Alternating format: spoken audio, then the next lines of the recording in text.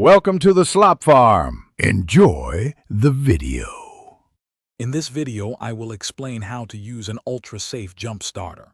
First, always prioritize safety. Make sure your vehicle is completely off and in park or neutral.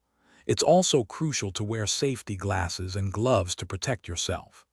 Before you begin, confirm your ultra-safe jump starter has at least a 50% charge to ensure it can effectively start your vehicle. This preparation takes just a moment, but is vital for a successful and safe jump start.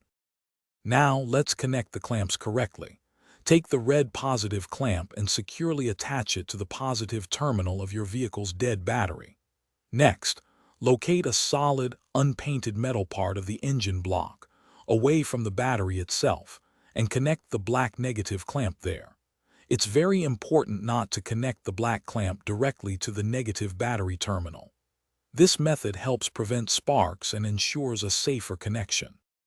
With the clamps securely connected, it's time to start your vehicle. First, power on your ultra-safe jump starter. Wait for the device to signal it's ready, often indicated by a steady green light.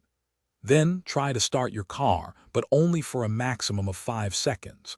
If it doesn't immediately turn over, give the jump starter and your vehicle about 30 seconds to rest before attempting to start it again. Congratulations, your vehicle is running.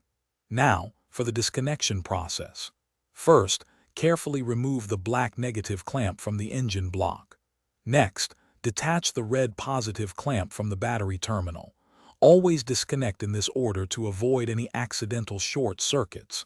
Finally, remember to recharge your ultra-safe jump starter promptly after each use, ensuring it's ready for your next emergency. Thanks for watching. Consider subscribing if we helped you today.